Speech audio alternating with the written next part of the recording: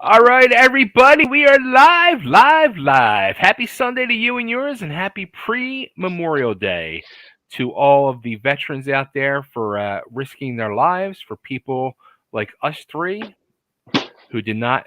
Hub, I'm not sure if you were military now. I'm pretty sure you were not, but thank you for your service, everybody.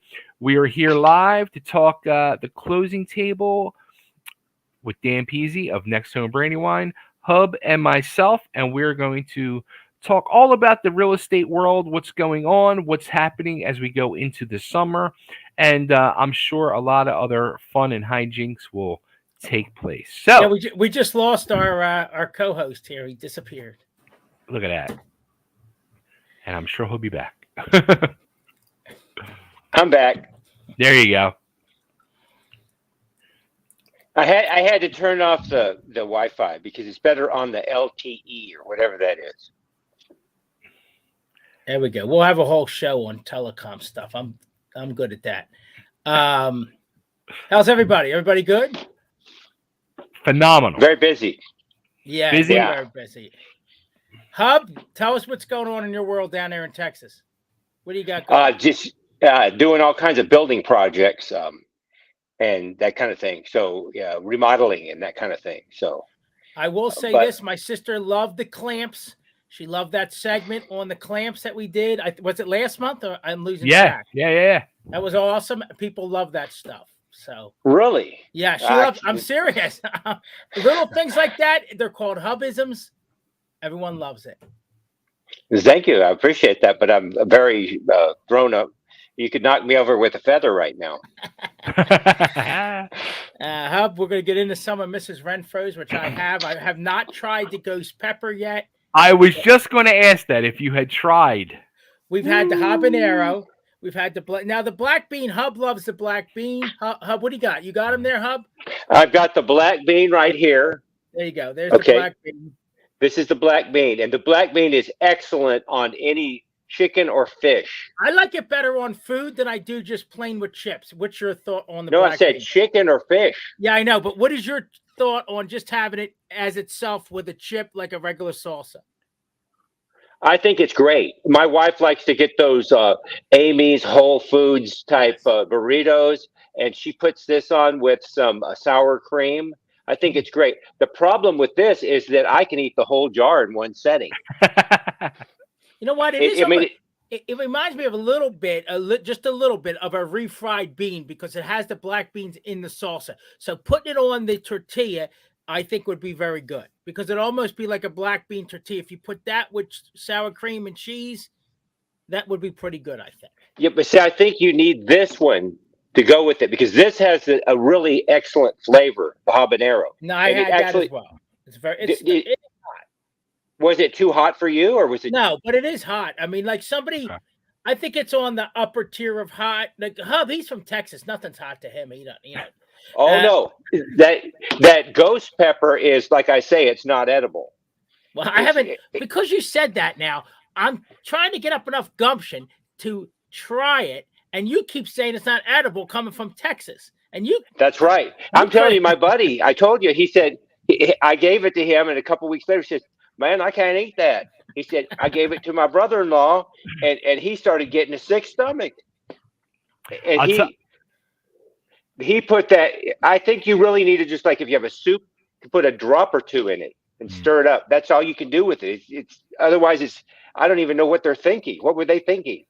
It's funny. I'll tell you what. The other night when we were coming home from the restaurant, we were starving, and it's crazy. Like in Nashville, after 9 o'clock, there's not many places open to get food. Oh, except if you're downtown. But we were driving home, and she said, "I think Hooters is open." I was like, "Ooh!" I was like, "We're going!" And we went to Hooters, and we got wings and buffalo shrimp to take home, and they have a new buffalo sauce flavor. Now their hottest was spicy garlic, which was really hot but delicious, and I loved it. Well, now they have ghost pepper, so I had to get it, and I dipped my I did a shrimp. I dipped my shrimp in it, and it was just like Hub said. It's like the taste was there, but it's just too hot to even enjoy. And the heat doesn't dissipate too much on the ghost pepper. Yeah, exactly. I'll tell you who rolls up the sidewalks at night. I've been there several times for business. Cincinnati downtown. There's nothing happening. Past 6, nothing happening. There's one major steakhouse in the city that I know of. Everything else rolls up. Some cities are like that. Just because they're not as prevalent with housing down in that area. What do we got here, Hub? This is an added bonus because this is trying to get this centered up here. Dixieland Chow Chow from Mrs. Renfro. It's a vintage cap from a Mrs. Renfro from somewhere in the 1970s or something like that. It had some bolts and screws in it in a garage sale, and I bought it. That's awesome. But it's Mrs. Renfro, and it was called Dixieland Chow Chow, and that's still available. The Chow Chow. That's another thing you want to try and order because it's Chow like Chow? Chow Chow is like is it chunky? It's like a sweet or hot. It's not a salsa. It's like cabbage and mainly cabbage and hot sauce all mixed together, and it's sort of vinegary. Really? And it says on this cap, I don't know if you can read it, but it says it goes good with barbecue, hamburgers, black-eyed peas, sandwiches, hot dogs, seafood, beans, steaks, and many other foods. And it says best served when chilled. Serves best when chilled. So this is from the 60s or 70s. So you're witnessing history right here on the closing table. Wait a minute. First of all, you have to watch every single month for Hubisms. I'm telling you, where do you get this stuff? Nowhere else. No other podcast you get Hub with that information. Now, let me say one more thing. I've had stuff on the lunch trucks, and even around here, there's a Harry's Hot Dogs where they make you might be able to relate to that. Like they make like a tomato-based spread with cabbage in it, like you would put what do we call that, babe? When you put them on the hot dogs, the sauerkraut. I think he's talking similar to that. No, this is not tomato based, and it's still available. It's just not called Dixieland anymore. It's just called Hot Chow Chow, and it's in a jar just like this. And it's something you want to order and try because it's kind of sweet, but it's really, really good. If you like it on your hamburgers, it's a good thing. Or what hot dogs? What? I'm tracking this down for the next episode. Yeah, and it comes in a jar just like this. Yeah. And it's called Mrs. Renfro's Hot Chow Chow. You know, we need somebody from Mrs. Renfro's to join the podcast. Right? Sponsor the podcast. That's going to be Hub's job. Track down somebody that works at Mrs. Renfro's, like Laverne and Shirley, and bring him on the podcast. Hey, Hub. Incorporated. There you go. Hey, Hub. Guess who's watching right now and left a comment saying who goes to garage sales from the reselling world? The Philly Flipper. The Philly Flipper. Wow, that guy. I don't remember him being all that involved with the shows, huh? Or have you talked to him lately? I haven't talked to him lately, but he's watching right now, and he left a comment. And he actually, I got to give congrats to Paul. He's a Delco guy, actually from the Ukraine, but was living in Delco, and he recently moved to Florida. His YouTube channel just broke 27,000 subscribers the other day. So tell him to share our podcast. And guess what? You know what else, guys? We're probably getting a little bit different audience tonight because some people are not off. When we do a regular podcast, it's the holidays, so maybe we open up. We wanted to do one this month, and everybody had a busy schedule, so that's why you're getting a special edition. So the gentleman that's on, please help us grow the podcast. There you go. So it's a real estate podcast, but we talk all kinds of hubisms. Bake chimes in with his stuff. So this month's a little bit of everything, a little bit of everything this month on just a little fun 45 minutes here to get everybody together. And again, like Bay said, we wish everybody a happy holiday. Appreciate everybody that served. So real quick on the real estate, it's a mess. It's a mess. I just did we do these tip of the days on our Instagram. And I did one. We have a guy here, Anthony, who does car commercials and for Kia. And now he works for Dodge now. But when he comes on, he says, it's crazy. And I remember that guy. Yeah, remember Anthony? Yeah, in fact, I went in. He always worked for Kia, right? African-American guy. You know when he had you knew his face. And I went in a Volkswagen to get my wife's oil change. And I'm looking and looking. I said, I swear that's Anthony sitting over there, but he's at Dodge and he's a Kia guy. So, like everything, most things, he had a little falling out of Kia and he's over at Dodge now. But our market right now, generally, yeah. So he's over there.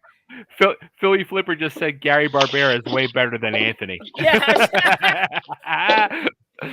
Well, that's he's actually at the D'Ambrosio, which is Gary Barbera's competition. Yeah. Gary Barbera was up on the Boulevard, but D'Ambrosio's over on Downingtown. Yeah. You know how many times I passed Gary Barbera this week? Back and forth up there to Northeast constantly. Does he still have the car, like the race car? Yes, sir. Yes, sir. Yeah. Wow. That's one of the largest dealerships on the East Coast. They have slot machines in the showroom. It's got all kinds of stuff. He's not. Yeah. I mean, he's got. We've been up there all week. So this is how crazy the market is. The Tacony section, which used to be, very workmanlike, right off of the Tacony Palmyra Bridge coming in from Jersey. Mm-hmm. Typical Philly Rose. Guy listed one for $250,000, $250,000 in Tacony. Unbelievable. For people that don't know, probably about maybe a year and a half, 2 years ago, those houses were probably $159,000, something like that. They went up about $80,000-$90,000. And the guy left to go all week to see how many offers he was going to get. He had over 10 offers. I get an email, I forget, late last night, first thing this morning, saying, sorry, you guys didn't get it. We had double-digit offers on the. We're talking about one row home in the city of Philadelphia by the Tacony Palmyra. How I know Tacony is it used to be the chop shop. When they stole your car, they took it underneath the Tacony, and they chopped your car up. Yeah. So and we used to have to go down there if one of the guys got the car stolen to see if the car was down at Tacony before they chopped your car up. So that's kind of the area. So it's been and my guy, he's bid on about 5 or 6 in the last 2 weeks, right, Bay? What's he saying? He just said 90,000. Bay makes that every week selling hats. You tell him he left that one word: used hats. Used hats. But we have a mess right now. We have a perfect storm. As of yesterday, I checked the interest rates; they were up against 8%. And the housing prices are already elevated significantly, and 90+% of them are going significantly over ask. So we have a huge supply and demand issue, and it's causing a ripple effect that's pretty seismic right now in most regions. One more point here: my corporate ownership or CFO, Keith, I hope I got that right.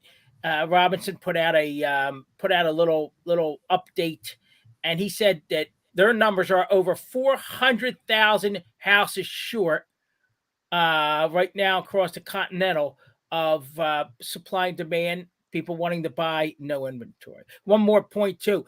I was talking to a guy today, new client. I met him at the Barnstormers, paying off. Lancaster Barnstormers, great product, but he's home health care. He was in an accident. Everyone has a story. Great guy. Well, but he said, why is this happening?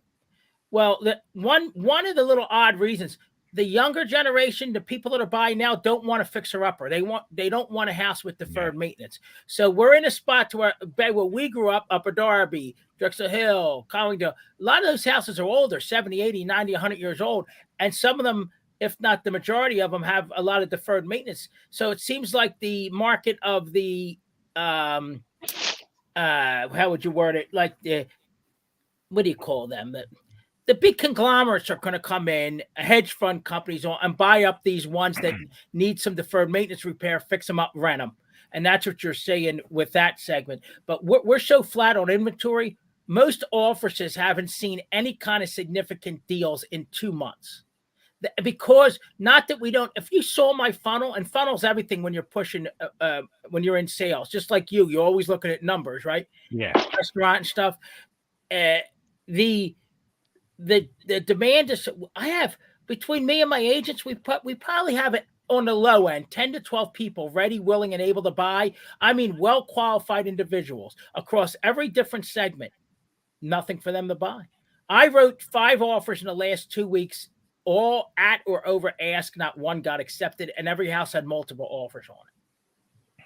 So we're in a that's crazy Anthony jam right now. So let me ask you this, Dan.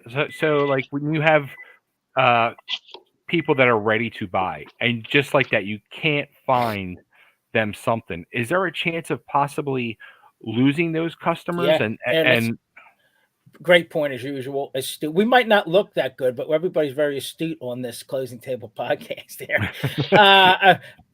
One thing, real quick, so a lot of sellers in the early spring said, "Wow, I'm going to capitalize on this big mad rush of the buyers in the early spring market, and I'm going to list my house for sale, but I'm going to put a stipulation in there: owner cannot settle until they find suitable housing." Ridley Park, 1,100 square foot, small single, sold it for $375,000 in one day, listed for $365,000. There's the that's count. amazing. And so check this out. So they have the stipulation that they can't sell that to the new owner until they find housing. We're about 7 weeks in, every day, pounding the pavement looking for a house. They cannot find anything. So what's going to happen? We have thousands of homes that are booked under that contingency. I can't settle until I find another house. If they never find another house, they're not going anywhere, and the people that are trying to buy their house aren't getting into anything. Right. This is going to happen. Guaranteed it. Write it down. Everyone wants to blow smoke. I'm telling you flat out. And this affects, it's a business, right? So for me, I get paid. So I'm hoping everybody gets to where they want to be. But we're running we were talking about this like over COVID too, because of the backlog of demand. I'm not kidding. It's probably 4 to 5 to 1 demand versus availability. That's where we're at. And that's a fact. I mean, I'm on it every day. It gets frustrating. I just tell people, listen, it's like you go in a supermarket and there's only a few things on the shelf. And then you go in there and you wander those aisles looking like we do when we're trying to find something. It's not there. And it ain't coming back for 2, 3, 4 months. Who the heck knows when it's coming back? But right now, it's the same situation. And I just tell people, look, we have to try to navigate the current marketplace. We can't change it. So we have to try to navigate it. And there's a lot of ways we could do that. Like I got 10 years plus as a project manager. I'm going to break this thing down and see how we can poke holes in it, and see if we can get people, at least a percentage of people, to where they need to be. I see Hub's brain going. You were a project manager for communications. Telecom. Yes. Yeah. And so you knew how to get people to do stuff. And you know what? We were talking about this. Project managers today are now like they do spreadsheets and it's paper. We were more coordinators, where we would get everything from A to B to Z and build, but it wasn't so much tracking that data on a spreadsheet. It was calling you up, Hub, and saying, Hub, I need those lines installed. What's the timeline? Move your ass. No more. This is all data analytic driven, and then they get on conference calls to go over spreadsheets. When I did projects, we had a timeline, we had the budget, we had the implementation meeting, and we got introduced to the client, and we kept that thing on our desk until we turned it over to client care, and it was post-sale, and they followed up. But it's different. And like, I feel like that translates over to the real estate, and it's tough. We can't control the climate. So we just have to try to navigate in the current market conditions. And a lot of that now is almost being a counselor. I got another something after I want to ask you guys about too, that's come up that I don't like. So, but right now, like my client, he's getting frustrated. He's the one that lost the house because the mortgage company defrauded on the house, on the people that were going to buy his house. The deal fell through. We had to resell his house in Frankfurt, which the neighborhood is Frankfurt. And he's trying to buy something else and he can't buy anything. And the guy's got a $250,000 budget in the city of Philadelphia, where he should be able to get a decent townhouse, a row home in a nice neighborhood for that money. But anymore, it's not. Why do people feel that they have to have? I know an older house that's 70 years and older is very, you got to do work on it, but it seems like it's really a better bargain to get a bigger house, an older house, and to fix it up. You're going to be able to customize it the way you want it. It just seems like it's a better bargain. It's more elbow grease and more work, but it seems like that would be better to do that themselves and to buy it when it needs fixing on it. And I'll tell you what, it's a matter of educating people, right? So, and it's a matter of how much can I get it for? What's the value? So if you have one that needs, say, 100,000 worth of work, I'll give you an example. I have one in Fallcroft on a nice street, Baynos outside the airport. Friends of mine that I grew up with, Suzanne, I went to grade school with, and we were very close to our group. And her father died. Her mother had passed previously, and they said, can you sell the house for us? Which is always an honor when old friends come back and trust you with the family estate. It's a big deal. Like, that means they trust you. And then she put a comment on Facebook to another friend of ours that we went to school with, said, appreciate Danny helping. Call me Danny Stoll, as you like everybody when you're a kid. Appreciate Danny helping us sell the family home because they trust me to do the right job. I do that for everybody. I tell them I appreciate you hiring me. It's a two-way street. That's how I make my living and put food on the table. But they have a house for $149,000. It's a large twin with a huge 3-car driveway, a huge flat yard, a 1-car garage. So I sold it for $149,000. I just sold one up the street. Mrs. Drace passed away. I just sold that house for $245,000.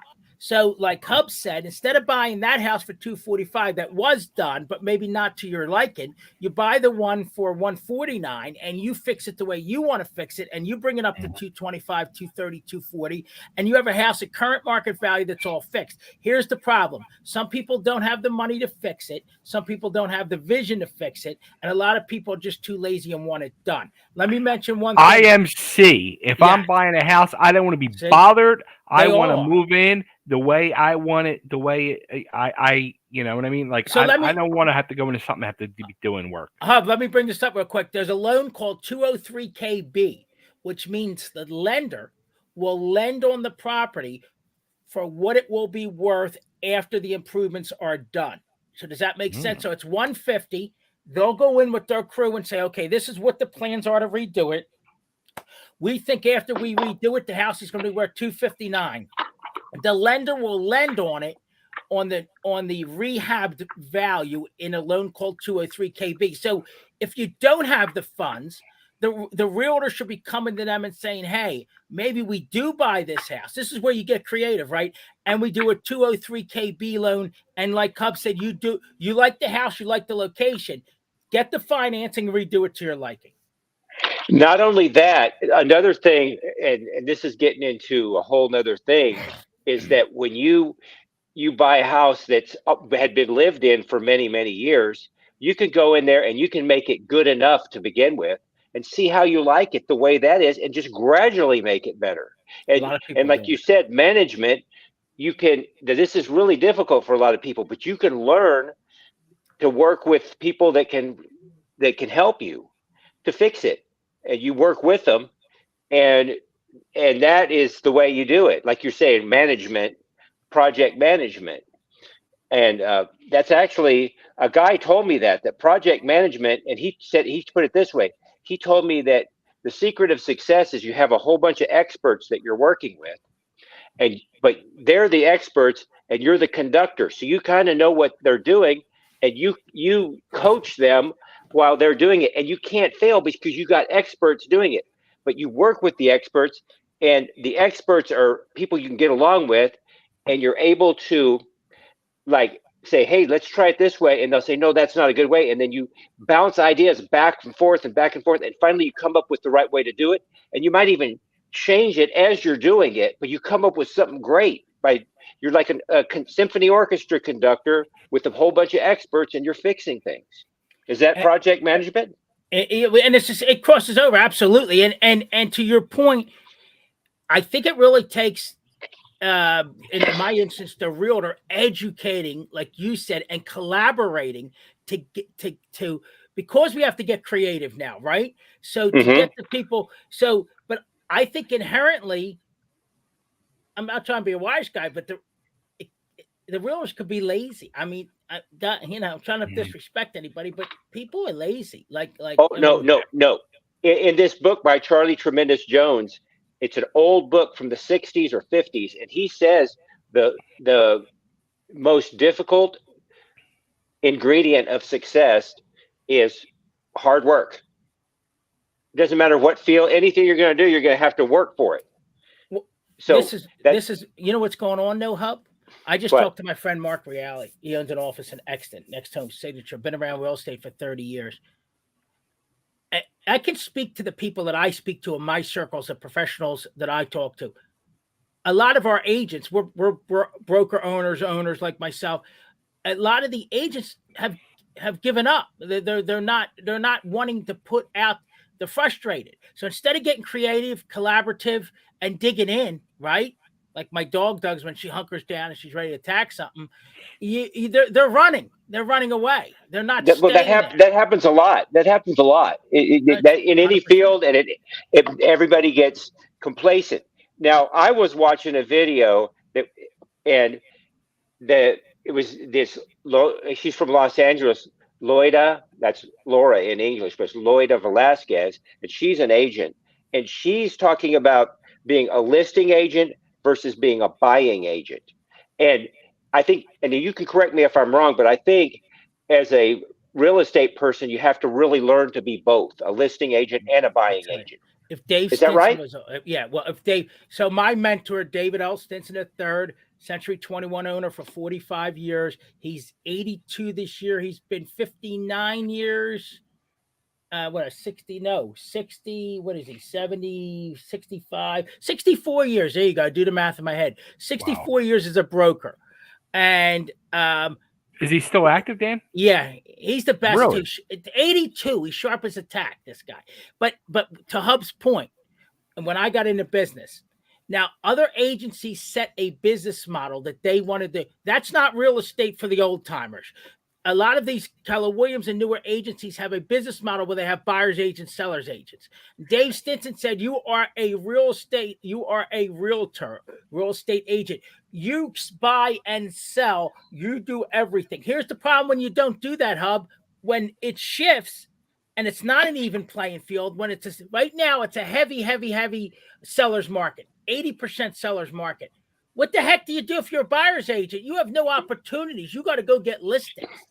You can't adapt. Okay, no. So, but here's the thing. She's talking about in the video. She's talking about that it's easier to.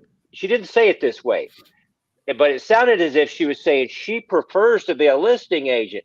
But it doesn't work that way, because when you learn to play music, you can't say I'm just going to learn one solo. You have to learn a whole bunch of different solos, and then you'll become fluent in this playing solos. You 100%. Can't just do one thing. They all build on each other. You know why they want to be a listing agent? Because it's easier. Once you get it listed, you don't have to do all the running around. But that's what she says. But I think, because I was watching Todd Tremonti, and I think that it takes a lot more insight to be a buying agent with somebody, because like you're talking about management, you have to manage the person who's buying, manage their expectations. You've got to get them to have an open mind to buying something that they might not have liked before, and now they like it. You've got to get them to get deep into themselves and figure out, hey, do I really like this? Do I want it or do I not want it?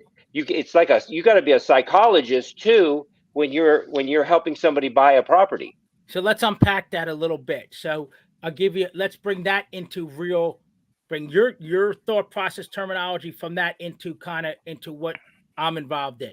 So I have that sale in Ridley, and they have to buy in New Jersey. I'm not licensed in New Jersey. So I called an old friend, my buddy's widowed wife, Amy McCullough. I said, she works for Keller over there. And I said, hey, listen, can you help them on the New Jersey side? So one of their stipulations was that they wanted a pool. They wanted an in-ground pool. In-ground, not even above ground. Well, with the limited inventory, wanting the in-ground pool, you're really shortening your pool, right? Literally. So they were really emphatic about the pool, but we're on the clock, right? So I said to Amy, here's what you got to do. Now, she's a newer agent, very smart person, but newer. I have more experience in going through the scenarios. So I said, here's what you do. Call the pool company, who I knew them, Del Val. Call the pool company, get how long will it take to put the pool in, and get generic pricing around the pool. Go back to my clients and tell them, listen, if we find something that meets most of your criteria and it's in the right price range, you have to consider putting a pool in after the fact, because if not, you may never get to sell at this time and you might not get to your end game. And to your point, you really have to start to be creative. And for me, I take a lot of extra time on my time to try to see how I can position my clients. And like you're saying, it's outside the box. It's creativity. It's what the heck can I do to position them to be successful and get to the end game? And then therefore, of course, I also get paid. So there is a lot of that going on. A lot. Yeah. And the thing is with both Loida and Todd Tremonti said that there are the other side of that is that he said that there are agents who try to tell clients to do this thing, like to push them into something that they don't feel comfortable with. And you don't want to do that, but you want to try and educate the client so that they can be more open-minded about what's possible and what's actually workable and what's going to happen. Like you said, with the pool, you've got to figure out a way to make it happen. So I tell people, it's your transaction. I'm going to give you all the information that you need to make an educated decision in your transaction. So I'll tell you this real quick. Mom was away. She came back from Spain. I went up to see her for lunch. I get a phone call from a friend of mine I know from my political circles, and Aunt Patty, extended family. And Aunt Patty says, can you help X here? She has a problem. And I knew when she listed a house, she was going to list with another gentleman. I'm fine. Long-standing professional in the region. I understood she was longtime friends with him. Long story short, he was trying to push her into taking a deal that she didn't want to take. And she got very, very emotional, very upset with it.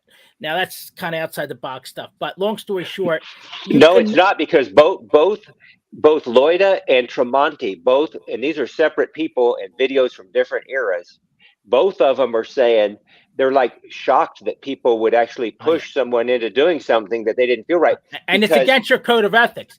And what I'm trying to say is I don't want to cross that over and be disrespectful to anybody, but you can't do that. And you got to give them, like we just talked about, let them make the decision. Give them hard facts. Say, you might not like what I'm saying, but I'm giving you real world experiences and my expertise, and you're going to make that decision. And I'm going to tell you if I think you made the wrong decision, but it's still your decision. And I'm going to tell you why I've given you this point of view. I think, why do you hire a realtor? One of the reasons you hire a realtor is just like you, Hub, I hire you to teach me how to play the guitar. I don't know how to play the guitar to the level you do, but I'm going to keep barking back at you and say, no, Hub, no. How about, I tell people this. Like Dave Stinson, I sat there and I learned, and look what I got out of it in the long run. I got a career out of it because of me opening my ears and him giving the olive branch of people say, I will teach you. A lot of people won't bother to help you today. So when you have somebody ready, willing, and able to teach you, you got to absorb it and thank you and appreciate the people and say, you know what? And I help other agents that I don't like that, or other teams. I know my friend Mark Gatta, who owns Opus Elite. He's always talking to other agents and helping people because I think we were trained and we can appreciate the fact that people helped us and we want to help other people. But you're seeing, why you're seeing a lot of this sideways stuff? Money's thin, so people getting tight, antsy. You know how it is when money's thin. It's like a caged animal for people. Yeah, well, Tremonti has a really complicated way of looking at the whole concept of trying to get somebody to put when is it the right time for them to put an offer in on a house? And he says there's a difference between for the buyer when it feels like home or when this could feel like home. Have you heard that before? Oh, it's a great point. It means that they didn't get that feeling that they walked in that this is my house. I got one right now. And it checks most of the boxes that guy wants, but it didn't feel like home to him. But yeah, here's my point, and you guys can chime in on what you think. I was thinking about going back to him and saying, look, this home is in the location you want. That's one of the number one things. This home checks 7+ out of 10 that you want, and it's in the price range and it hasn't sold yet. Why not go back and consider it? Because they haven't been totally sold on it yet. Now, on the second part of that, Hub, is that you don't want to tell someone to buy something they're going to be miserable in because people have waited this long. So you say, be patient. But like you said, Hub, you also have to, because of the conditions, like there's ding dongs on the shelf and you wanted yodels, but the yodels aren't coming back in for 6 months. So you say, oh shit, I just grab the ding dongs and eat them because at least it satisfies me and I can kick the can. This is what's going on. This is what's going on. Which I have this question, and so like you were saying with the market the way it is, where there's like really no houses out there to get your customers in. Have you had customers that are just like, you know what, like you're saying, I'll take the ding dong, even though I want the devil dog, I'll take the ding dong, and then you have to like step in and say, you know what, don't do it. You know what? There's a fine line. My wife says to me, sometime I think you don't want to sell houses. What I want to do is make sure everybody's educated to the fullest and they make the best educated decision for their. I'm not in their situation. Right. I'm an advisor. I'm a consultant. I'm also a salesman. So I'm not trying to sell anybody something that, you know what, Boris Grimberg, you learn from everybody, right? Boris Grimberg, Russian Jewish guy, used to work with us at Dave's office. He said to me, that's your inventory. So that should be your client for life. So when you put someone in there, you're going to resell that house at some point. So, you put them in a just to cash a check and convince them to buy something that's a pig and they throw a little lipstick on. I see a lot of that. We see a lot of people throwing some gray floors and gray paint, some caulk in the tub, and they jack the price up. And I tell my clients, like nicely off the rack, kind of, this kind of looks like a pig. Like I took some of the lipstick off and it looks like a pig. I mean, it's just, to me, I'm a big value guy. Let's break it down and see, because we're working class. We're from Fallcroft. My dad worked for SEPTA. We had great, it was a great tight-knit community, but you don't throw money out the window, and that's what I try to tell the people. Do you spot, like you're saying, Dan, all your years of experience, when you go walk into a home for the first time to show a client this house, do you walk in instantly and say, just like you said, like, are you saying to yourself, this is a pig? And sometimes I blurt it out. So I got a good friend. I got a good friend, James Venable, and he always tells a story because sometimes I can't control my tongue, and sometimes it just comes out. So sometimes I'll open a door, and then I don't even know I say shit out loud. So I open the door and I go, "Oh, this is shit. We're out of here." Like it's and then they didn't even come in the house yet, and I. You know why? Because I get frustrated that the pictures didn't match, or I don't see value in it. Right. Another thing I do for people where people are naive and don't see it is, why they're looking at that nice countertop that's marble and has a beveled edge and those 59 cents a square foot plank vinyl flooring. I'm looking at the heater. I'm looking at the hot water heater. I'm looking at the plumbing. I'm looking at the HVAC system. I'm looking at the roof. And I'm saying, just on the surface, as an advisory, and I tell people, always get a home inspection. I'm not speaking as a professional in those areas, but what I see is, if a heater is going to last somewhere between 17 and 21 years, and that heater is 24 years old, you better budget for a new heater. The air conditioner is 18 years old and they die 15 to 18. Now, I know my client's budget. I don't know every penny they have, but I know, kind of what their circumstances. And I'll say, listen, do you know if you buy this at X and you come in here, you very well may need to put X back into this thing? Are you prepared to do that? Don't call Dan Pizzi and tell me your heater and air conditioner, bro.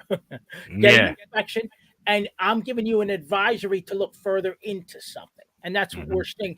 And this is where, right now, when the money gets tight, you got to kind of, for us, you wash your face and get a little more bright-eyed and really come from that advisory position. Now, I'll be honest with you. I could have pushed some people into properties, but we're not going to do that. And guess what? I would have been paid, right? I got my money. Yeah. I'm going out. I'm going to Barnstormers. I'm buying new Orioles jerseys. But we're not going to do that because we have a fiduciary right. We stand by the code of ethics in our industry, and we want to. And I'm serious. I mean, I just lost a new agent this week. Because maybe another agency told them they could provide something and I couldn't. I necessarily don't believe that's true. My family owned a Centric 21 for 45 years. My cousin Linda Johnson was a recruiter for 35 years. I think we know what we're talking about. I think all my friends and the people I know, but I'm not going to tell you something that's bullshit just to tell you, just to get you, just for the short term. You know what I mean? Yeah. Like my mom used to say, we're eating steak, but it was liver. And she was trying. I said, "Ma, it stinks. It's liver. It's not steak." But she was trying to pull the liver off a steak. We're not going to do it. We're not going to do it. It just, you know what? If we have to stem the tide, take a deep breath, like Hub is saying, really dig into stuff, and just get prepared for hopefully when this thing breaks. You know, I wanted to bring up real quick. I want to switch gears a minute. So when things get tight, people look for other verticals and to make money, right? They look for other ways to make money. So then I want your thought on this. I'm against it. I'm all for learning, but coaching. Everybody has a coach now. So you have like a cheerleader that you pay. So they're your coach. So you're an agent. Tom Ferry does it. People know Tom Ferry, but I saw a lot of agents now because the money's tight and all their coaches. And I think, you're a coach? I'm a coach. What are they coaching? Like, I look at some people and I think to myself, if you're a coach, I'm Jesus of Nazareth. If you're a coach, you got a coach. Who are you coaching? I was trained by David L. Stinson III with 60 years in the business. He coached me and taught me. John Leonard, myself, Steve Benedetto, all these good realtors. I don't know. I'm all for classroom learning. I'm all for collaborative learning. But I'm a self-motivated guy. Maybe if you need help, what is your thought? Maybe if you need help with motivation, I'm not into this coaching. And the cost of it is a ton. Our corporate has offered it. Other people have it. You could pay $500 to $1,000 a month to be on the phone for an hour, or 2 hours a week, or 4 hours a month with a coach. I mean, I want your thoughts on this coaching thing. Hub, what do you think about the coaching? Yeah, you want to go first, Hub? Hub, you're in music a long time. If you're struggling, do you think a coach like, hey, Hub, is going to be helpful? Here's the thing. We're living in a different world right now. We've got YouTube, we've got social media, and people are just, I mean, this Tremonti is on WBAP, and he's also got his YouTube channel, which is a really amazing. And I'm amazed that he's given all these secrets away on the YouTube channel. So if you need somebody to motivate yourself, you've got to teach yourself to motivate you, because motivation really can't be pumped in. It's an internal thing. True. But everybody does need some kind of a coach, but you don't have to pay a lot of money to get a coach. You can, like me, if I'm working on something, I can go find somebody who just got right out of music college, and I can start taking lessons from that young guy who needs the money. And it's probably inexpensive lessons. And the lessons are mainly just to report to somebody. So I'll practice and go to that lesson and have somebody give me feedback on what I'm doing. I don't have to go to any highfalutin, I've got this secret and you've got this secret. I'm telling you, Todd Tremonti, you watch his channel, you watch all of these different amazing people that we've watched, you and I have shared with each other, Dan, all these different people. These guys are amazing. They have some of the amazing secrets, like that thing I was just talking about. Does this feel like home today, or could this feel like home? It's two completely different things. And if it checks all the boxes, it still might not feel like it. But sometimes it doesn't feel like it, and it checks all the boxes. And you can actually start to like it. So you've got to be able to put all these things together. But everybody needs somebody to bounce ideas off of. There's no question about it. You need somebody who can see. You need another person who can see you from an angle that you can't see yourself. That's actually a principle that works in any kind of person who's a high achiever. Everybody needs like some kind of but we don't need a highfalutin coach. We don't need something to go out and use somebody who has a secret formula, because they don't. There is no secret formula. You have to customize the formula that works for you. Mm-hmm. What do you think, Bay, on that subject? I think he like hit the nail on the head. At the very end, he hit the nail on the head, because it's like lose weight quick. There's no, or do this and make this. There's no get rich quick. There's no simple weight loss thing. There's no easy answer to life. But is having a coach in something, can it be helpful? Absolutely. And just like I'll relate it to therapy, where I was in therapy for 10 years. And I was just having this conversation the other day with somebody, and I was saying to them, being in therapy for 10 years, it took me 10 years to realize some things, but it opened my eyes to so much outside of the big picture, so many little pictures. It took me a long time to get there to the grand scheme of things, but it's helpful, and you can always learn from somebody. You can never stop learning. Was that cumulative for you, or was there a day where there was an epiphany? Was it just cumulative to where it finally built up and made sense, or was there a time where it says, "Oh, this instance really kind of with all the other kind of turned things"? Not to get too personal, but it's an interesting. There was certain different not levels, but different subjects of my life going through, but it was kind of like in stages, like things from my childhood and my parents, and then as I was growing up through life, and then my marriage that I had went through. But it did, like, all along the way, build up to a grand epiphany. Yes, of course. I wanted to bring. Can I say something? Sure. There's this book called Talent is Overrated, and I've got a copy of it, and it's a really good book. And it says, you see, you're talking about people who are monetizing these schools that they're coming up with, right. And there's so many people on YouTube that will give you all the information that you need. The information's all out there. Mm-hmm. You're still going to need people to bounce ideas off of. You can't do it alone. Yes. And you're going to need somebody to give you feedback, like a record producer.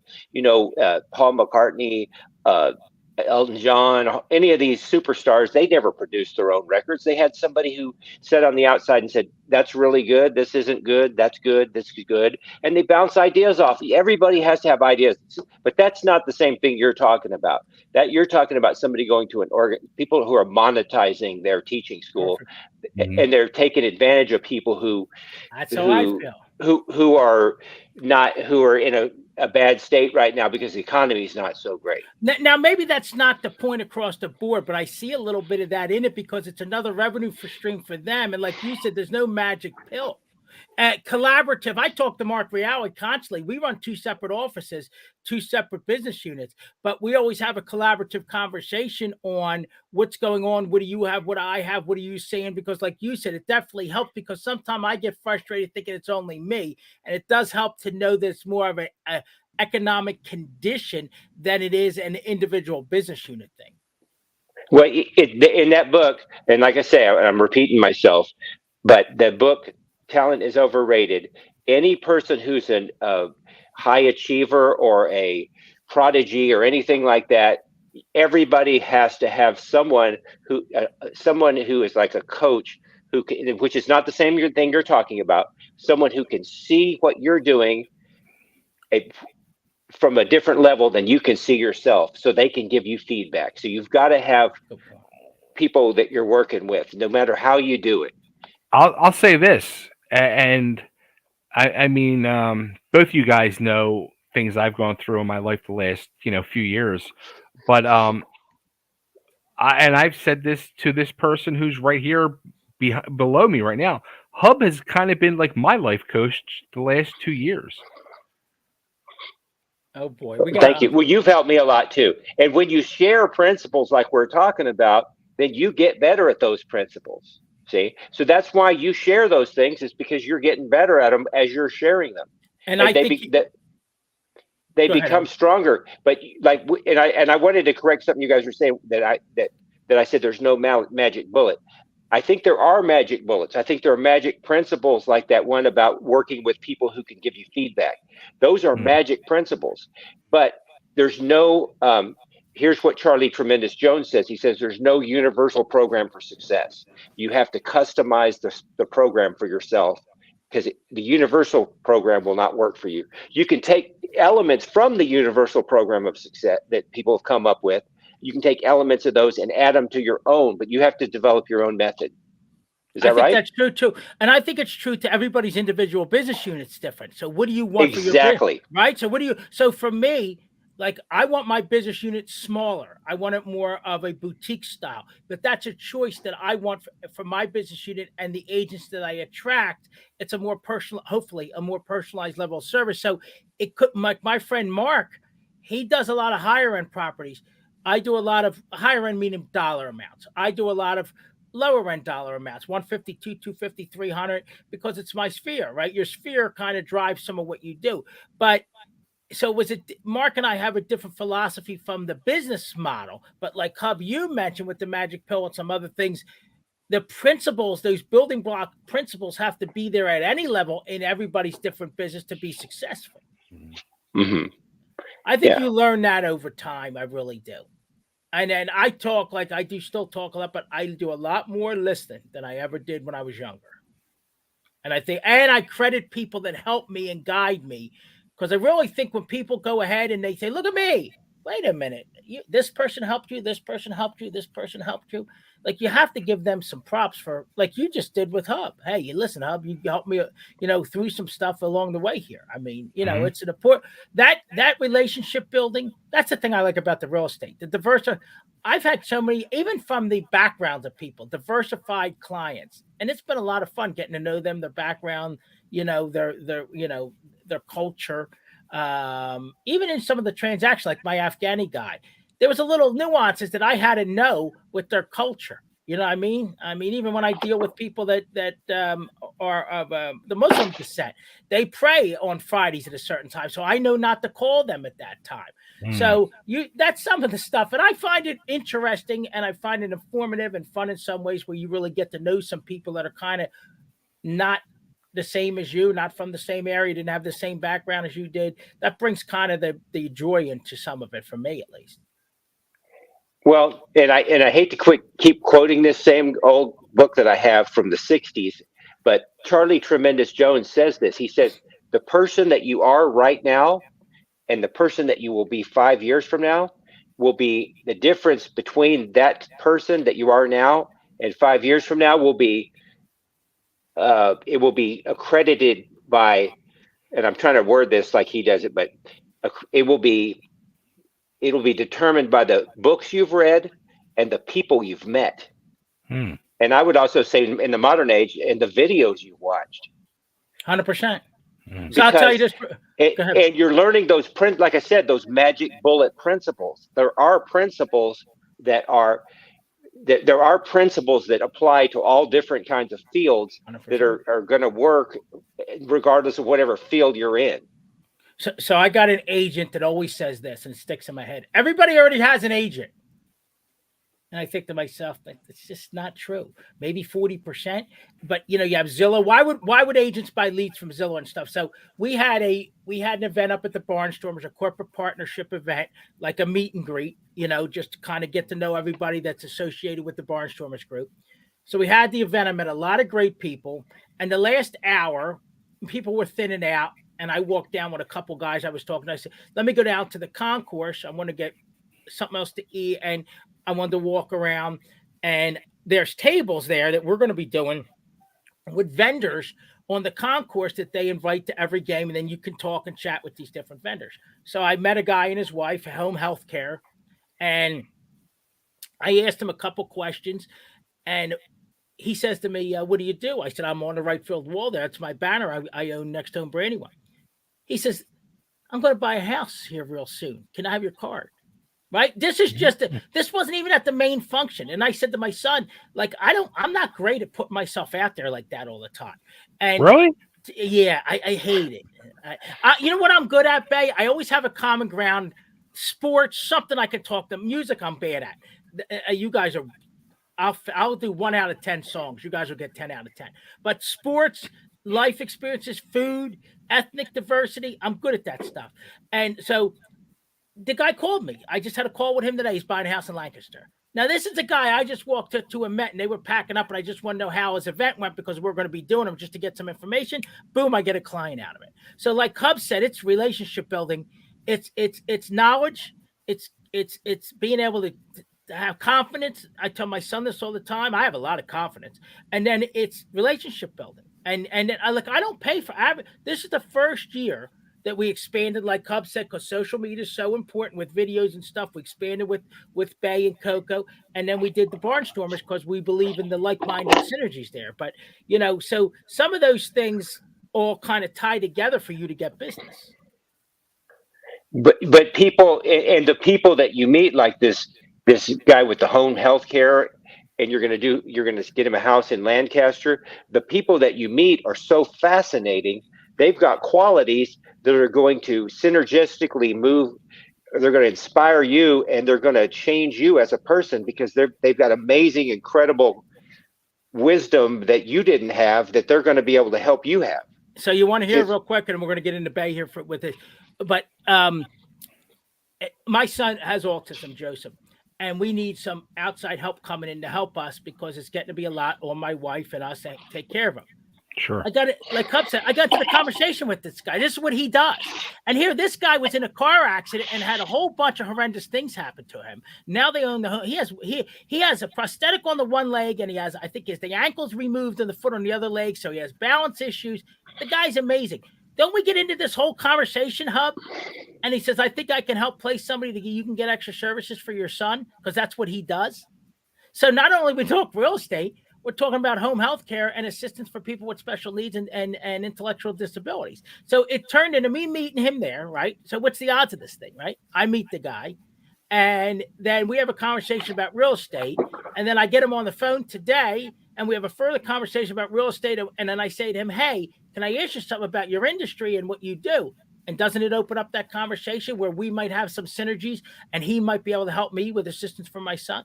So, I mean, that's just by a chance meeting of me walking up and introducing myself to him and his wife. Yeah, and that guy might have some life experiences that will inspire you and teach you that you can use in your life. And he might not even give you any connections at all. Other people like that might not give you any connections at all, and you still might be inspired to become a better person. 100%. You probably will. 100%. And that's the supply and demand's a problem right now. We're really having a hard time, but that side of the real estate is big. What I want to do, I know it's 8. Can you believe it's 8:00? We've been on this thing for an hour already. It's insane. And you know what? There's a few topics I really want to touch on with you, Dan, with everything with NextHome and real estate. Number one, before we get into the true NextHome things, is the interest rates. Horrible. How has that been affecting you guys? Disaster. So I got right here. Ready? I'm going to do a hubism. I'm going to quote some stuff here. This is all Hub, baby. Hold on. I know I'm looking down here. I have to be articulate like Hub. He challenges to be better.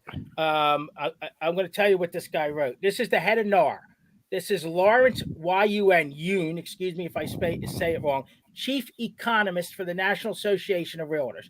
Here's your answer. When a mortgage rate goes down, this is just an example, to 6.4%, we are seeing more buyers.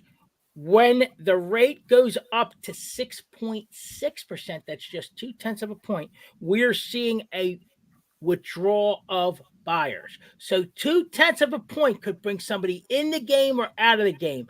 Wow. Why is that? Most people are already up against the cap, and they got to sometime blow the lid off just to get into a place. Those interest rates fluctuate a little bit here or there. It can literally put them out on being approved for the house. One more thing. You know what the interest rates were up against? I didn't check today. Yesterday, 8%. I'm getting so excited. I'm going to go nuts. 8%. You know what that means for my clients? Horribly. Just from a fiscal standpoint, no, they got to take a seat until it levels out. I was just talking about this less than 2 years ago. We put a guy in. My buddy Pat sold his book of rental, homes that he owned, and he rented and he sold them off.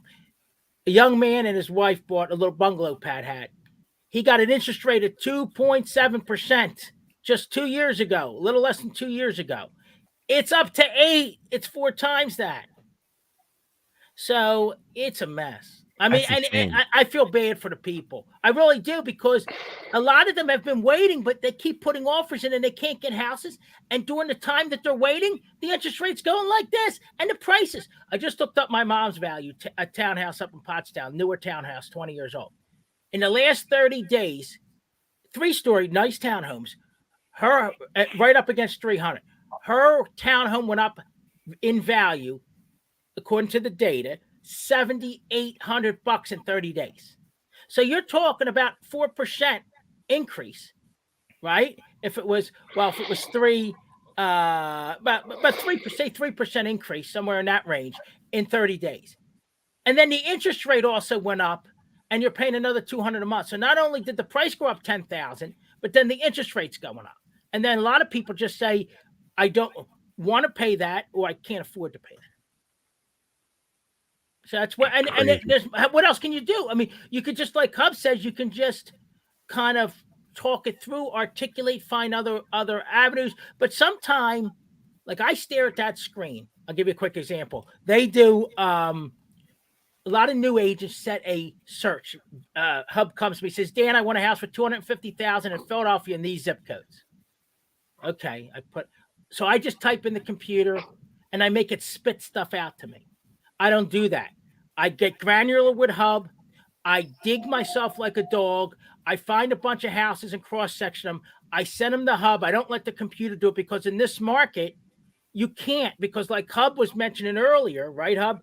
Maybe it's a house, you worded it differently, that it might not be, I love this when I walk in, but it actually might be a match for them after you delineate and you go through the current conditions and what's going on and price and everything else. So some of that has to be done. It's a lot on us. I'll be honest with you. I'm exhausted at night because there's so much more that we have to put into it right now in order to get that end result. What else you got, Bay?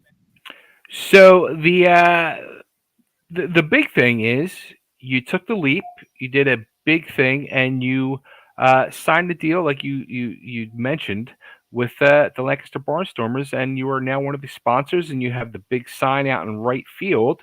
How's that going? I think it's honestly pretty well. And a friend of mine just on a much bigger scale sponsored the Eagles their autism challenge, which is a similar corporate partnership.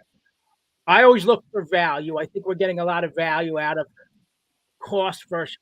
First of all, it's a like-minded scenario. Like the Barnstormers is a family-oriented product that is high on value. That's what I want NextHome to be, right? So there's synergies there, right? So we want to explore those synergies.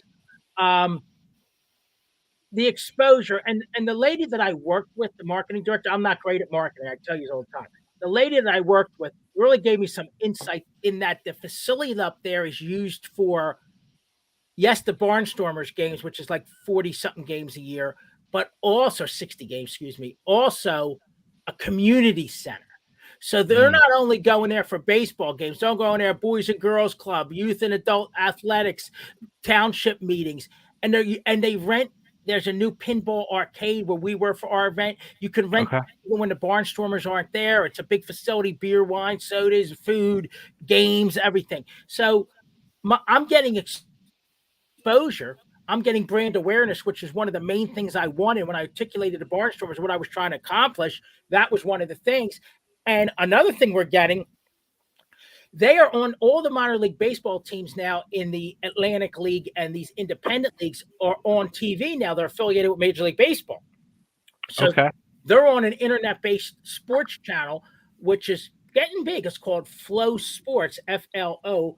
I watch Flow Hockey with Danny. Now they have all these other flows, baseball. And I put it up. You guys probably saw it. We're watching a game the other night. I'm watching the away feed from the York Revolution. I love announcers. I love listening to them. I love announcers. And the guy says that ball slams right off the NextHome sign. And right, I've been waiting for that all year. I've been waiting for that all year back.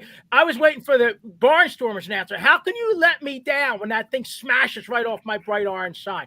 You know what kind of, there might have been 2,000-3,000 people listening to the broadcast. And it was a York broadcast, and I service York. So I was ecstatic. I'm like, man, my kitty just filled up because plus I loved it. I smashed right off the logo, and we were there. I took my mother and my son, and we were like, and we came home, and I saw the recap of the game, and I was like, I said, hopefully they said it went off the NextHome site. So I find, and Hub says a lot of these things in speak. You have to carve out your own. So I'm very, very like strict. They don't check every box that you hope they would check, but on the whole, like I met that gentleman there. I met an agent up there. I made really great contacts at a couple Orwings Bank, Fulton Bank, a couple banks. I met a young gentleman, a young Hispanic gentleman that has his own detail shop, real young fella.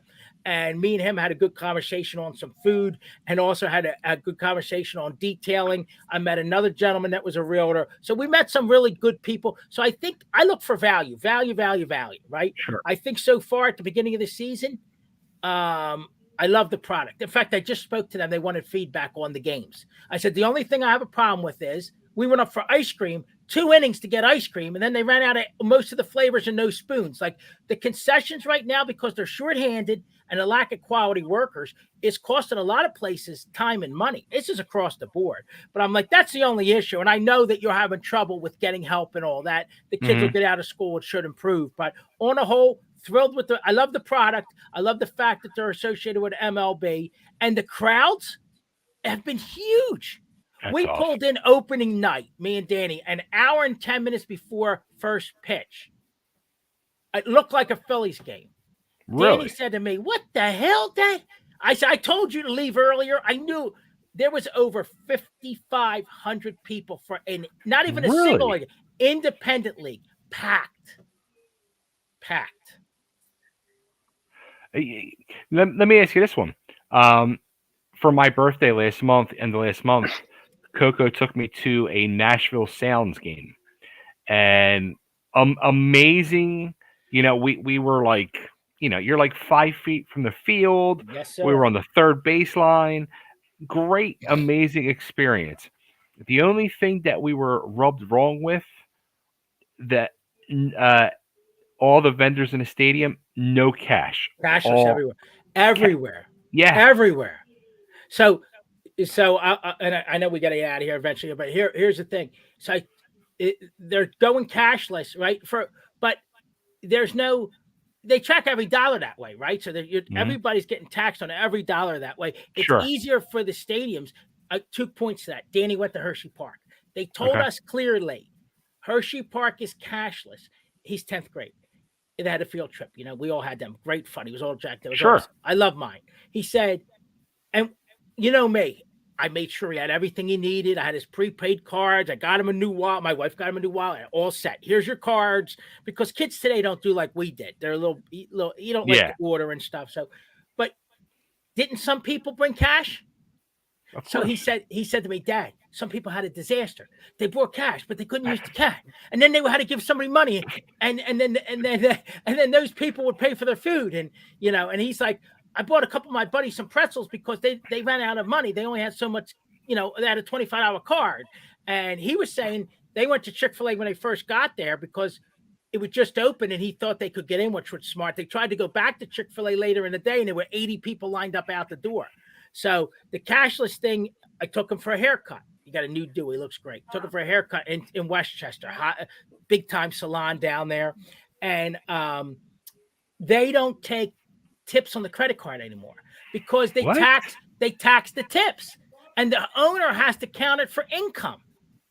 So you know what they do now? It's cash tip or Venmo. He's got a whole laminated sheet, and you can scan that QR code and do their Venmo. Wow. So the cashless thing is every arena. Quick 1 minute quote. The fact that you sit so close. We went with my mom. We were 7 rows just to the left of home plate.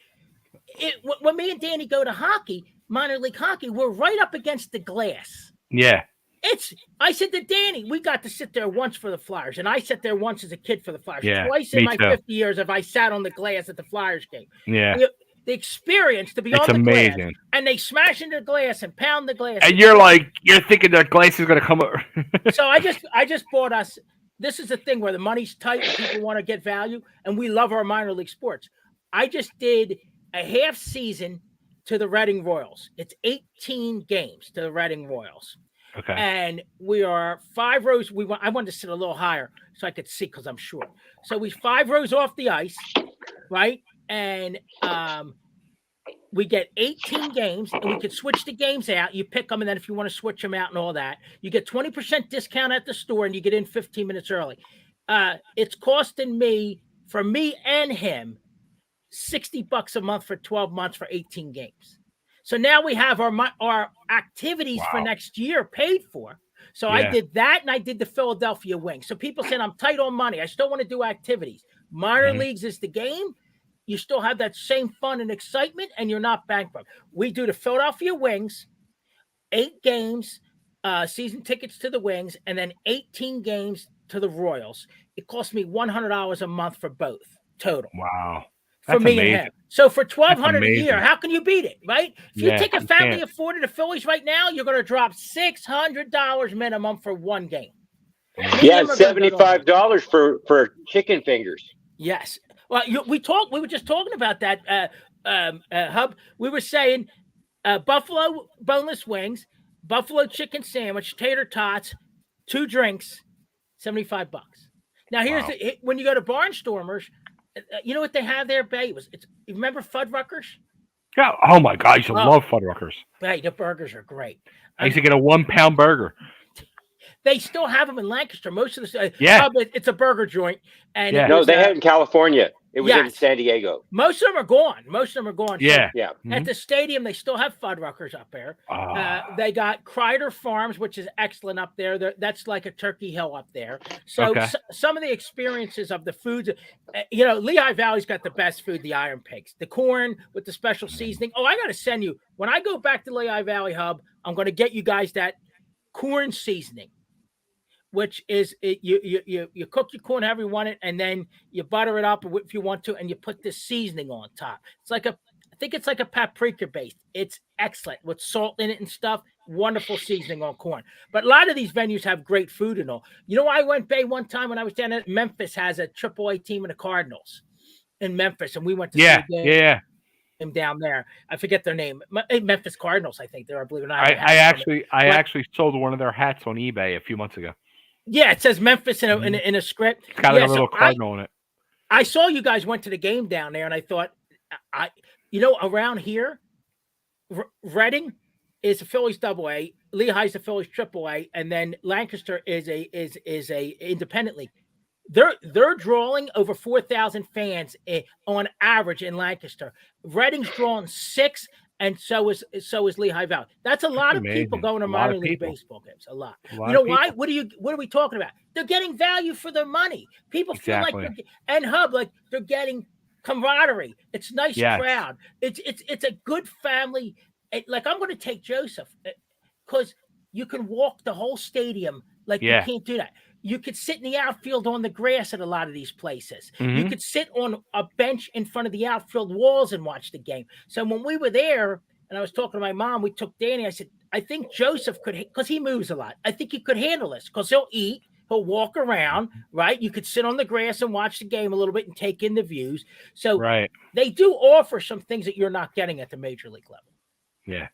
I love it. I mean, and like I said, now for $100 a month, I'm locked in basically for major entertainment because it costs so much money. We're going down to Baltimore. I love Baltimore. I had season tickets at Orioles. We love them. They stunk for 20 years. This year's last year and this year, they're finally good. Now the ticket prices are like through the roof. And I'm thinking you stunk for 20 years and now we got to pay through the eyeballs for the tickets like we used to when they first came to the new stadium. Right. I just got 2 games. Thank God they had a deal. Buy 1 game, get the second game 30% off. But we spent over $200 for 2 games. Wow. Like compared to what you're getting at the minor leagues, not comparable. Not comparable. No. Okay, what's our announcement? We getting our announcement today? Well, I had one last question about NextHome. You also have a new realtor in that area, thanks to the ready for this? Correct. Yeah. You ready? He quit already. No, stop it. Nice, Ben. This is me telling the truth to people and other people blowing smoke up your ass. How's that sound? So, he he contacts me. He does business with the Barnstormers. He's an energy solution. He looked up NextHome. He researched them. He loved what they have. He loved the product and services like I did. Loves them. Wanted to join NextHome. Look, researched everything about NextHome like Hub would do. Broke it all down. Said this is the place I want to hang my license. So he looks in our online on our websites and see who services Lancaster. Finds me, says you're the one that says you service Lancaster, and we sell up there. We sell a couple houses a year up there. Yeah. I spend 10, 12 hours, paperwork, killed 9 trees, get his license with the state, get the file together, drive to his house, sit with him, get him onboarded. His license came in. I send him an email. I got your license. I'm going to mail it to you and just sign it and send it back to me.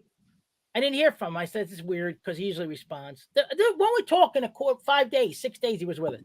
I get a big, long email. Now, I'm Italian. My mom's family's Fasciolas, old school, right? Builders all had their own bed. And Delco, baby. You got to look. You can't sell out on me on an email, dog. That's not right. Like, you got to be straight with me. So somebody got in his ear in Lancaster and told me I'm going to give you leads. You see, Dave Stinson never lied to us. And Hub brings up a lot of these points in his talking that, like, you have to earn it and grow it, right? Someone can give you a platform, but you have to take off with this platform. So long story short, somebody must have said that they were going to be Superman for him and carry him around like Batman. Right. So, I told him, I wish you well.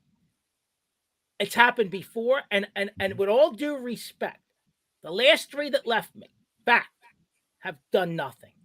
Yeah. I'm not going to lie to you. This is a business. It's a tough business. Hub was in the music business. You're in the food service as well now. This is not a joke. Every business has its challenges, and you need to be able, and Hub brings these articulate points up every time. Like, you need to be able to navigate through this stuff and we talked about buyers and sellers agents and all the things we talked about this month. Make yourself a better person. Make yourself a better agent. Make yourself somebody that, how did I do it? Almost 11 million bucks over the last 2 years with no advertising. This is the first year we're advertising. It's all because they know that I'm going to outwork them, and I know what I'm doing, and I'm going to get them to where they need to be, and I'm going to tell them the truth. So unfortunately, he's gone, babe. He's there. Why did he say he quit? He said, my answer is final. I'm never going to beg you to come with me. I can hold my own myself.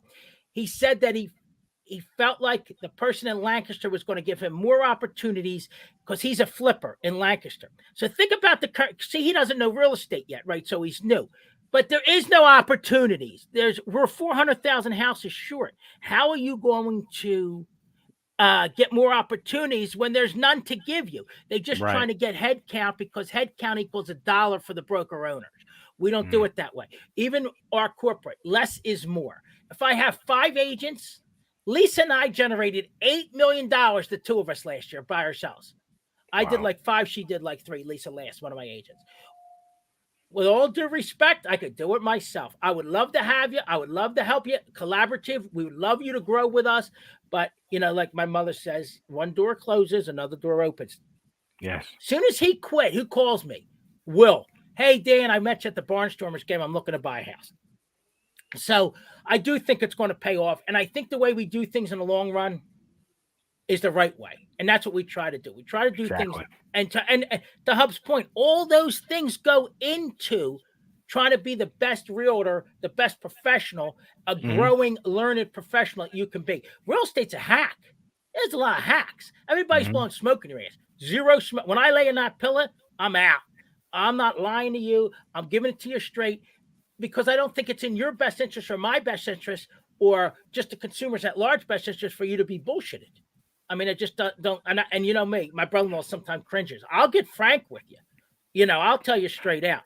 I love that statement, and I'm actually going to write it down because I want to do something on social media with this. Dan Pizzi sleeps very well at night because he treats his customers right. It's true. Like, we're honest as honest could be. See, because I'm so learned because of Dave Stinson, I know it so well that I don't feel like listen, if I don't get you a house, I don't get paid. So me giving you some bullshit and blowing smoke up your rear end isn't helping you or me. It's a business for me too. And if I do you right, I have African clients from Nigeria. I could go there. They tell me, Mr. Dan, you come to my house 24/7. You're welcome here. My wife will cook for you. You're welcome in our home. These are Nigerian immigrants who still wear the traditional garb, and I'm a guy from Fallcroft. That's how much, this is the point I'm making, the trust factor. How much, because I did them right, and some people disrespect them because they don't look like them or they're not, like they're different culture. We have such a bond now. Like, if they're stuck with a real estate question, you call Mr. Dan. Mr. Dan tell you straight. Like, it's a family now. They call me and check in on me. And because they thanked me for giving it to them straight and guiding them. Bo DeForge, they swear by Bo. They swear by me because we work together and we get them where they need to be.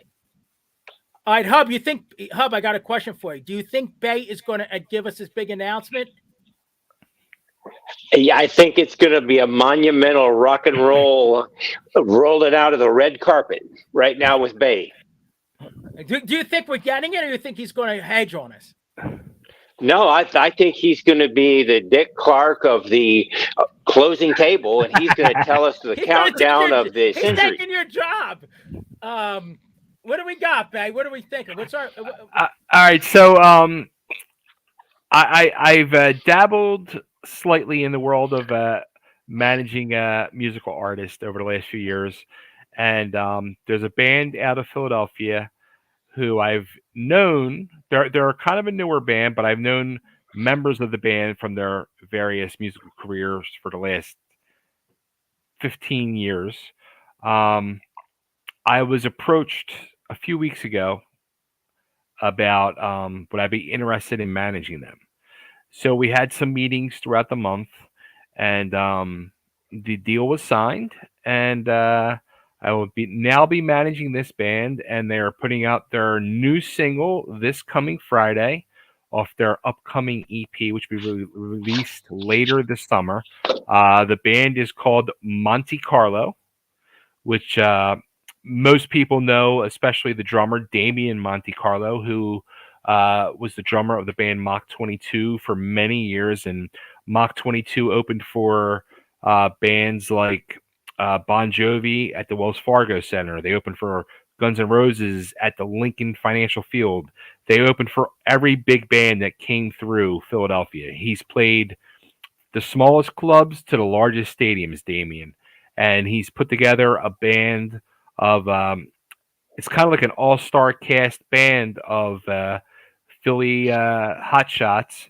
And they put out a EP last year of 5 songs, and it kind of blew up, and they asked me to help them take it to the next level on their new EP, and the deal's done. So here's what I want to know, because I'm selfish. Not now, but will they be on this program?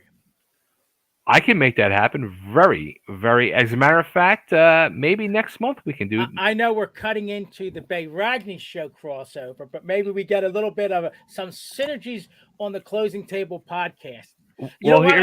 I think we're going to do June, and then we're all going to collaborate and discuss whether we want to take July and August off if we think people are going to be too busy and distracted. But we're definitely going to do a June show. Go ahead, Bay. Well, here's the thing. Like right now, with my current situation, because now I actually have a real job that's not just me home working my home business. The Bay Ragney show is like on a massive kind of hold hiatus. Yeah. So but like everybody out there in the TV land right now wants to know what the name of this song is, because they're dying to hear it. Oh, that's good. Let me look at this, Hub. You're in charge next month, Hub. You're switching spots on the screen. Bay's on the bottom. You're going to be in the top left next month. I don't know, man. You guys are really on the top for me. I know it's hot as hell in this room. I don't know how my son sleeps in this room. I feel like a stuffed pig in here right now. The song is called Poison in My Head. So this Friday, I think it's June 2nd, Poison in My Head will be out. The band is called Monte Carlo. Check them out. They just actually released a whole new line of merchandise last week. So big things. We just coming. can't wait to hear it. I'm telling you, and Hub's, Bay's going to deliver them to this show next month on the closing table. We're going to Poison in my head. It's quiet. It's exciting. We're ready for it. It's rock and roll. And I'm sure you'll do a lot of research on them from now until then, Hub. I would assume. Actually, I'm friends with Damian Monte Carlo, and he's actually a really great guy, and he's funny too. He likes to. If you joke with him, he'll play along with you. So you can. He likes to joke, and he likes to. The crazy thing is, his real name is his last name is Monte Carlo. Yeah, it's crazy. I mean, how amazing of a name is that? Carl's Mountain. That's what it means in English. Carl's Mountain. Really? Yeah, Monte is mountain, and Carlo is Carl or Charles, the same name. Yeah. So Charles or Carl's Mountain. That's what it means. Huh. I don't know. Well, I'm not even Italian, and I know that. I don't even listen. I have no clue where you find Hub, but he's a gem. Bay unearths a lot of great people. So hopefully, Bay, congratulations there. You know what? We talk about hard work. This guy works his butt off. I mean, and he's engaged. And we talk about being engaged and not engaged. He's engaged in everything that he does. Support Bay and his channels. Bay, in the restaurant if you're down. We're coming down. I saw some nice drinks over there, Bay. Hopefully come on down to Cold Kitchen in Nashville. They have a drink with a piece of watermelon on it. Yeah, man, I gotta get over there and get me one of those. Me and the watermelon drinks. I'll be listening to Poison in my head. And I'll be drinking that drink. We have this amazing patio, and the owner's girlfriend, she said, I want to make this like special sangria for the weekend. And she started mixing it. I said, well, hello, it's Memorial Day weekend. People want to sit on the patio. It's beautiful. Yes. I said, we're going to call it the patio punch. Bing, there you go. So we sliced up a watermelon. We put some watermelon in there. It's got some Chardonnay. It's Chardonnay, hunks of watermelon, vodka, and whatever else she poured in there. But it's freaking delicious. I had probably too many glasses of it. I'm getting tipsy right now just thinking about it. We are 30 minutes past our hour because we always love the. That's why I said no guest this month. We're just going to collaborate. Well worth it. Fun time. Bay's going to rock us out here. Hub, I love you. I thank you so much. Every month, he doesn't have to come on here. The guy doesn't get paid. He does more research than Bay and I do. Comes on here every month, ready to roll, bringing great insights and thank you. Absolutely. It's greatly appreciated, and we thank you for being on here every month. I'm glad we decided to. That was a good move by us. Bring him live, as Bill O'Reilly would say. Bring him live. So Bay's going to lock us out of here, and we're going to see you in June. And Bay's going to deliver a musical guest. Hub's going to have his Hubisms. We're going to work on some Mrs. Renfro's. We're going to look up what was the name of that crap? Hub Chunky something. No, it's called Hot Chow Chow. Chow Chow. Look it up. I've seen it before. Look up the Chow Chow. Mrs. Renfro's.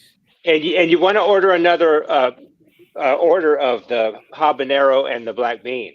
And I need to try the ghost pepper. All right, Bay, rock us out of here.